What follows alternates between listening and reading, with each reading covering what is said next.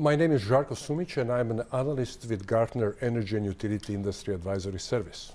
So Gartner is a leading research and advisory company in information technology. So we have roughly 1,000 analysts that essentially analyze every aspect of the technology market, so pretty much every technology market that is out there.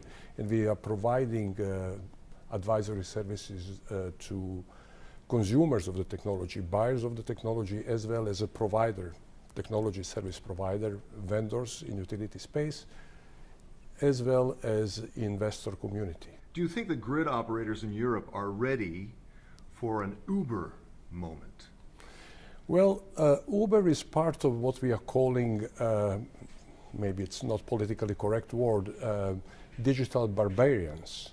So they are coming as a result of innovation that is happening outside of the utility sector. They are leveraging that and entering the market with no regard for incumbents and the rules that incumbents are playing. So it is actually not up to network operators or existing utility companies to be ready for that. You know, it is happening, disruption is happening outside of the utility perimeter, and it is, you know, penetrating in utility sector. So must something be done about that? Well, yes, definitely. It is actually, utility company incumbents have to realize that there is a disruption that is happening at the edge of the grid, that they should be ready to embrace and, you know, be part of that. There are a couple, depending on which segment of the energy value chain they are focused on, there will be different implications. Network operators will continue to manage the asset. However, the asset will be open the way how the internet is. And the way how the services will be monetized will be completely different. You know, one of the things that we are seeing in other sectors that have gone through this digital transformation is need for a digital platform that would enable energy exchange in between what we call prosumers, which are people who have ability to self-generate, and the people who are willing to buy energy, not only from utility companies, but also from the neighbors next door. So what role can ENTSO play in that? Well, ENTSO actually already plays according to those rules in a wholesale market. So the lessons and the platforms that they have actually learned in operating open infrastructure on the transmission level can be brought down on the distribution level.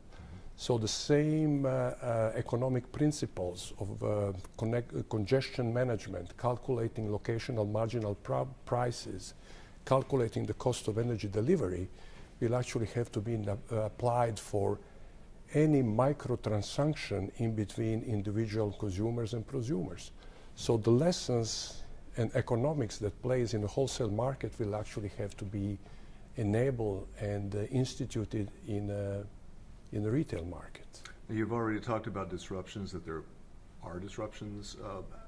Can we quantify that or qualify that somehow? How big will these disruptions be in the power sector? Disruption will be as big as what we have seen in other sectors. I mean, if you look at, there is a certain distinction here because utility industry is an asset-intensive industry.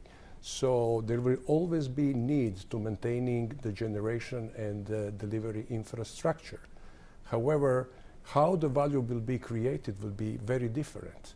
We have seen disruption in other sectors such as, you know, media. We have seen disruption in transportation, in hospitality.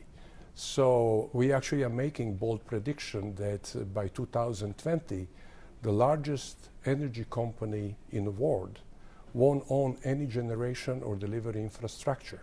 It will be a digital company that will own digital platform and, you know, create value by leveraging economy of connections rather than physical infrastructure. Okay. And lastly, what is the importance to you of a conference like this and of your attending it?